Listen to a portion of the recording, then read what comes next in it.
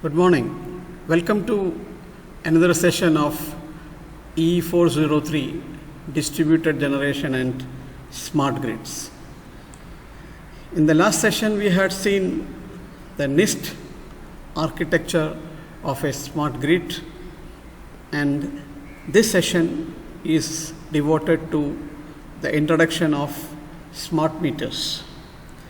Before proceeding further, let us see a quote by Nelson Mandela. A winner is a dreamer who never gives up. So we are in module 3, and today we are just starting the third part of module 3, introduction to smart meters. This is what you see now is a traditional energy meter. Many of you might not have seen it. This is already phased out. This is an electromechanical type of energy meter, and currently we are using digital energy meter, which looks somewhat like this. All of you might be having a meter like this installed at your home, and today we are going to discuss about smart meters or smart energy meters, which look somewhat like this. So energy metering and billing in India uses electromechanical and nowadays digital energy meters. So it consumes more time and labor. The meter reader has to physically come to your house and read the meter every month. So this system is inaccurate, slow, costly, less flexibility, and not very reliable. Accuracy in billing is highly recommended. Now, smart energy meter gives real power consumption, accurate billing, real-time monitoring, consumes less time, and it's cost effective. Here you can see a comparison between the conventional metering and the smart metering. So in a conventional metering, the meter reader comes to your homes and he notes down the meter reading. Then, so the meter reading is mostly manual, or in few cases it is automatic also. And then he goes to the utility office and he has to, or somebody else has to enter it in their database, and then they generate the bill. Whereas in a smart metering, we have smart meters. There is a home area network through which it can get all the required information, and through NAN or WAN it connects to the gateway, and then through the meter data management it automatically enters the database and automatically computes the bill. So here in the conventional metering, you can see the direction lines are thick, bold. So it is manual or automatic monthly data information flow. Whereas in smart metering, the data flow is real time or near real time. And not only data, information also flows, and sometimes in both directions. Here this is a graph showing the development of smart metering from 1970 to 2020, and you can see in 1970s we had electromechanical meters and manual reading, and as time passed we started automatic meter reading called AMR, but communication was only one direction, but after 2000 we started having smart meters installed with two-way communications. So a lot of new things were added like AMR, demand response, remote connect and disconnect. The utility can disconnect your connection remotely. And there are many other features with smart metering.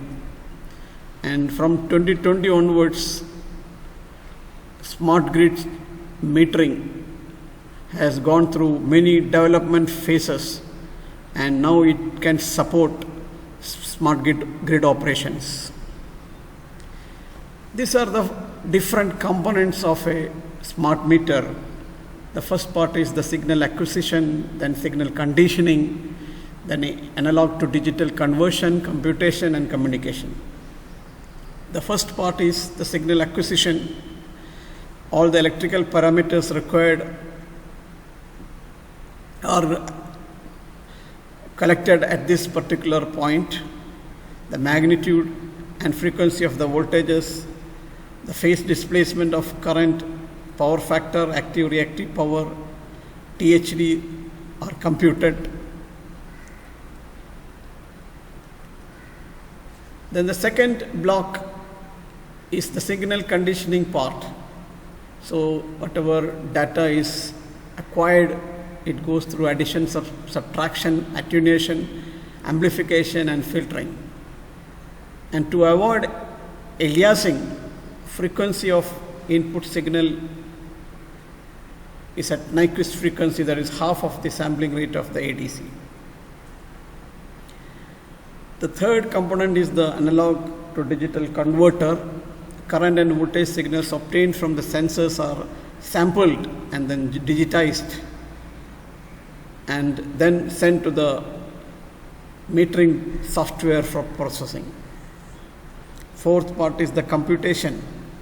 The arithmetic operations on input signals prepare data for communications, time stamping of data. This is important part. Storage, system updates and coordinating functions are done in this part. And finally, the communication. The communication can be wired or wireless. And the wired option include public switch telephone network, PSTN, power line carrier, cable modems and Ethernet. And the wireless options are Zigbee, infrared, GSM, GPRS, CADMA, cellular, etc. So this is a block diagram of the smart meter. You can see the AD7751, which collects the current and the voltage from the live and neutral lines, and then it sends to the AVR, and there is a time and dating unit. There is a keyboard to make necessary changes in the software, and then there is a display section, LCD display, and then the signal is transmitted to the GSM network. The monitored parameters are units of a month, bill of a month, real power, load of a line, last unit details.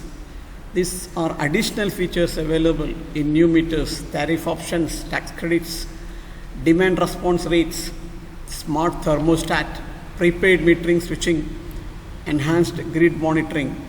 Very important in the case of using such meters in smart grid. Remote connect, disconnect of users. This also is important because the utility can automatically connect or reconnect the user depending on the billing status. Appliance control and monitoring. This is very important for customers, consumers. They can remotely control and monitor their appliances.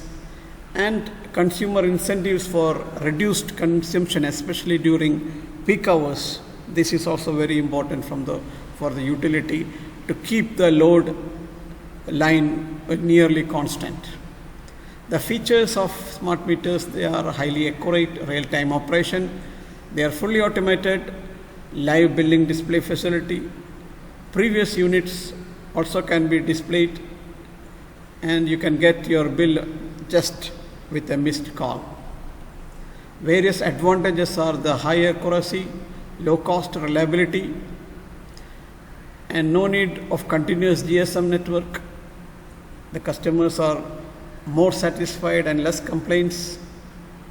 Theft and tampering monitoring are also available, allow flexible tariff and hence better load distribution. The disadvantages are billing system fails if no GSM network coverage is the charges may be applicable for network use also. Requires fixed GSM number. These are some of the references through which you should go through. And with that, I am Dr. Unnikrishnan PC signing off. Thank you very much. See you again with another session.